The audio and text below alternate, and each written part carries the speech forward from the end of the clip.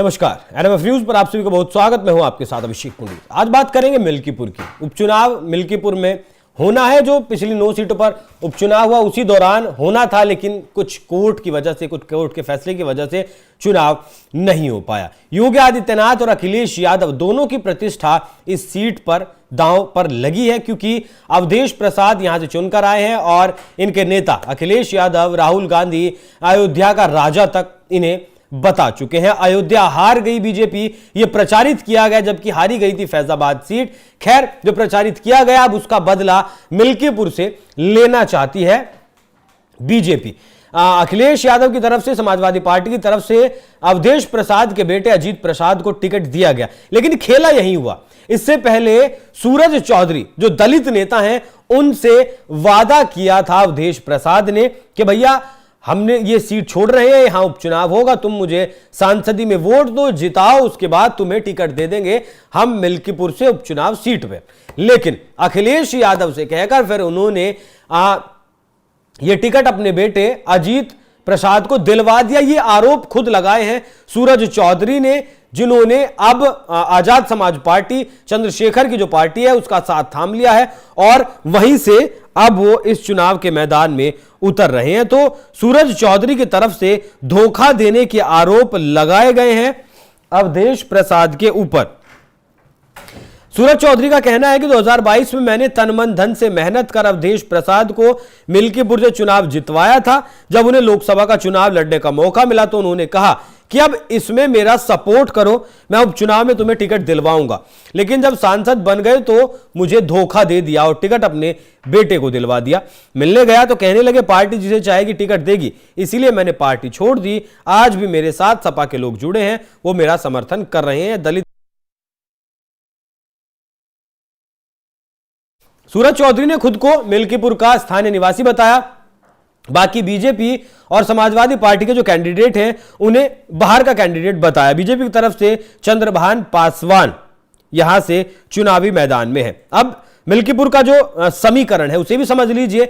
योगी आदित्यनाथ की तरफ से तकरीबन 45 विधायकों की फौज उन्होंने उतारी हुई है। खुद मिल्कीपुर वो जाते हैं, लोगों से बात करते हैं और बारीकी सी नजर बनाए हुए हैं कि मिल्कीपुर में आखिर क्या चल रहा है। लगभग 3.25 लाख मतदाता हैं।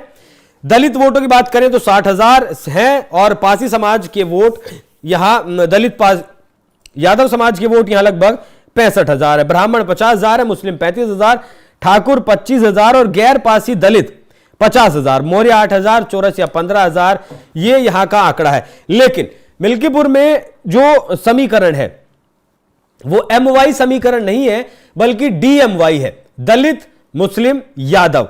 और इससे भी ज्यादा अहम है B और P का जो समीकरण है। दलित मुस्लिम यादव वोटर मिलकर उपचुनाव जिता सकता है किसी भी पार्टी को, लेकिन दलित वोट 2 हिस्सों में बटा है, एक पासी और दूसरा गैर पासी दलित। पासी समाज से दोनों ही प्रमुख पार्टियों के कैंडिडेट होने की वजह से बिखराव होगा। मतलब बीजेपी और समाजवादी पार्टी के जो कैंडिडेट हैं वो गैर पासी समाज से आते हैं। मुस्लिमों का जो वोट बैंक है वो पूरी तरीके से समाजवादी पार्टी के पक्ष में लामबंद हो सकता है। यादव भी ज्यादातर समाजवादी पार्टी के पक्ष में जा सकते हैं, जिसका तोड़ निकालने के लिए योगी आदित्यनाथ ने अपर्णा यादव को चुनावी मैदान में यहां से उतार दिया। लेकिन बीजेपी ने अपने रुदौली से जो उनके विधायक है रामचंद्र यादव को भी लगा रखा है यादव वोटों को बिखराव करने के लिए। ऐसे में दलित मुस्लिम यादव समीकरण से ज्यादा अहम हो जाता है जो अन्य का यहां पर आपको मिलता है समीकरण देखने को। इस सीट पर गैर पासी दलित और पिछड़ा के साथ अगड़ा वोट, खासकर ब्राह्मण समाज के वोट बैंक को ट्रंप कार्ड माना जा सकता है। यहां 50,000 गैर पासी दलित वोट हैं। अगड़ों में अगर बात करें तो ठाकुर, वैश्य और ब्राह्मण मिलाकर लगभग 1 लाख वोटों तक ये पहुंच जाते हैं।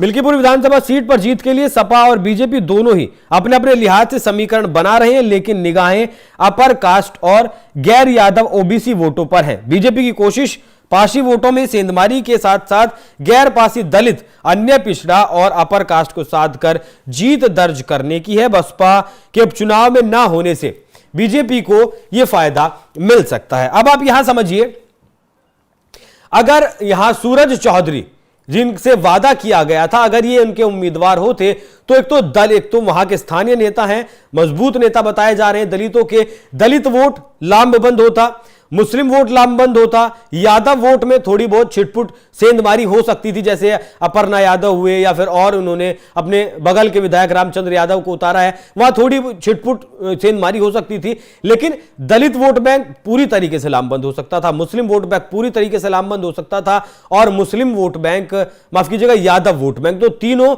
ये दलित, मुस्लिम और आपका यादव मिलकर अखिलेश यादव को यहां जीत दर्ज करवा सकते थे। अब एक ही समाज से आपका बीजेपी का भी कैंडिडेट है चंद्रभान, आपके भी कैंडिडेट अजीत प्रसाद इसी समाज से हैं, तो एक ही समाज से 60,000 समाज की वोट बैंक है और दोनों यहां बट जाते हैं तो नुकसान किसे होगा? नुकसान होगा सीधे तौर पर अखिलेश यादव को, क्योंकि जो दलित समाज से नेता आते हैं सूरज चौधरी, ये दलितों का वोट आजाद समाज पार्टी की तरफ लेकर जाएंगे। दलितों का जो वोट बैंक कटेगा वो हालांकि बीजेपी और समाजवादी पार्टी दोनों का ही कटेगा, लेकिन जिस तरीके से जो गैर पासी वोट है, जो मायावती का जो vote bank, core vote bank जो बताया जाता है, वो मायावती गैर मौजूदगी में अक्सर देखा गया है कि बीजेपी के पक्ष में वो जाता है। 14% लगभग बीजेपी, माफ कीजिएगा, उत्तर प्रदेश में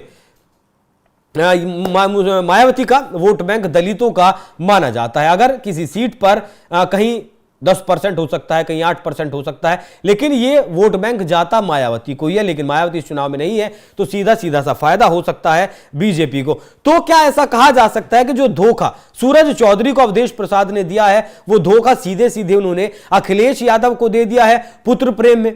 दलित वोट बैंक ये जो छिटक गए हैं सूरज चौधरी के नाम पर, वो दलित वोट बैंक हो सकते थे समाजवादी पार्टी के, अगर सूरज चौधरी से जो वादा किया गया था वो वादा पूरा किया जाता। तो अगर यहां मिल्कीपुर में प्रतिष्ठा की इस लड़ाई में अखिलेश यादव को हार का सामना करना पड़ता है, तो हो सकता है कि इसके जिम्मेदार अवधेश प्रसाद हों। अवधेश प्रसाद को लेकर हालांकि बहुत बड़ी बड़ी बातें कही जा चुकी हैं, सदन में अपने पास राहुल गांधी बिठा चुके हैं, हाथ पकड़कर भी अखिलेश यादव राहुल गांधी इनका चल चुके हैं, लेकिन ये जो काठ की हांडी इन दोनों ने मिलकर चढ़ाई थी, कांग्रेस पार्टी और समाजवादी पार्टी ने उत्तर प्रदेश में, कि आरक्षण खत्म कर दिया जाएगा, संविधान खत्म कर दिया जाएगा, दलित सुरक्षित नहीं रहेंगे, वो हमने देख लिया कि समीकरण ना ही हरियाणा के विधानसभा चुनाव में वो चला, ना ही महाराष्ट्र के विधानसभा चुनाव में चला, और सबसे जरूरी बात, उत्तर प्रदेश में जिन 9 विधानसभा सीटों पर उपचुनाव हुए, उनमें से 7 सीटें जीतने में कामयाब रही बीजेपी।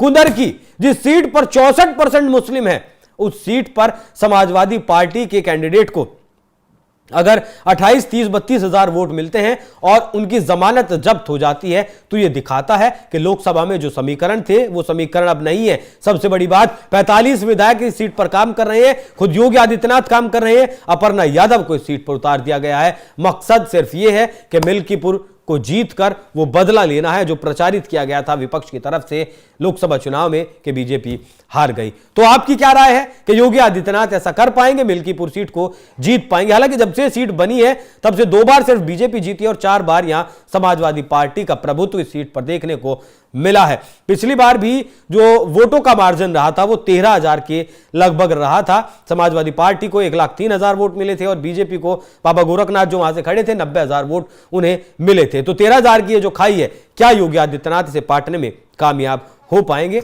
आपकी क्या राय है, कमेंट कर जरूर बताइएगा। नमस्कार।